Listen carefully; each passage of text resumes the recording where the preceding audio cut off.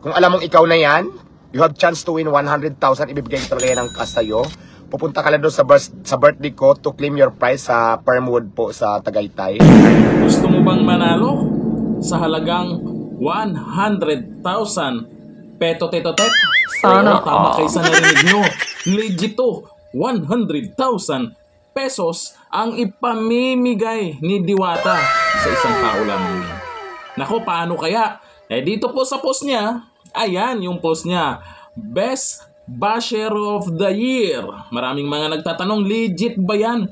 Totoo ba yan? Imposible naman yan. Basher ka na nga, mananalo ka pa ng halagang 100,000 pesos? Ito, sabi mismo niya.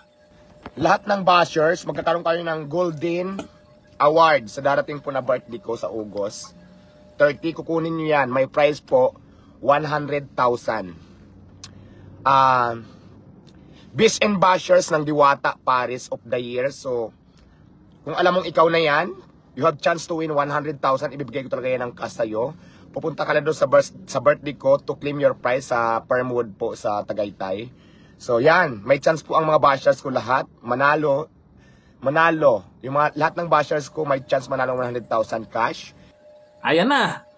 Alam na natin kung sino mananalo. Sure win ka na. Roman Mangusin, aka Francis Leo Marcos. Kasi ikaw lamang ang kilala naming basher mula noon hanggang ngayon.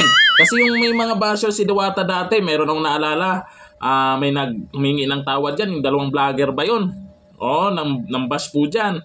At yung iba po, sikat na ng babash, ay huminto na. Siguro naisip-isip nila na mali yung ginawa nila sa paninira po kay Diwata. Etong si Norman Mangusin, hanggang ngayon, tuloy-tuloy ang paninira niya. Tuloy-tuloy ang pambabash niya. Kaya alam ko, ikaw na, Kulaong, ang mananalo dito sa halagang 100,000 peto teto tet. Kaya hindi mo na kailangang mambudol pa para magkapera. Hindi mo na kailangang bumili ng peking pera para ipa-show-showman yan sa social media. Kasi itong nakaraan, sabi ni Mighty Manong yan ha, at marami pang nagsabi niyan, na yung pinakita mong pera ay galing sa Shopee. Sana yung nakaraan po ay nag-viral din po yung pinakita niya ng pera na nagsobra daw yung zero. Ba't sobra zero? Di na ayos pag-print. Ngayon, nasa TikTok naman siya. Ayan, nagpa-show money na naman. Hindi mo na kailangang bumili ng halagang 200 pesos na peking pera para makapambudol. Ayan na. Sure win ka na. Boboto na ako para sa'yo na ikaw yung mananalo dyan. Para dyan sa Best Basher of the Year ni Diwata Paris Overload.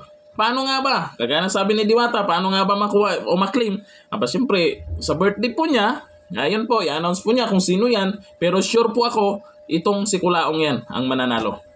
Wala ko tayong kilalang basher. Yung ibang mga basher kasi, sinubukan lang nila magpapansin kay Diwata. Nung napansin na, okay na.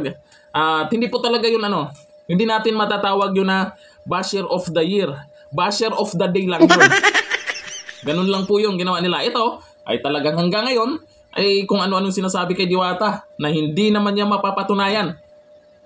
Kaya balato dyan ha. Pero sana yung mapanalunan mo, wish ko lang, huwag mo nadalhin sa casino ha.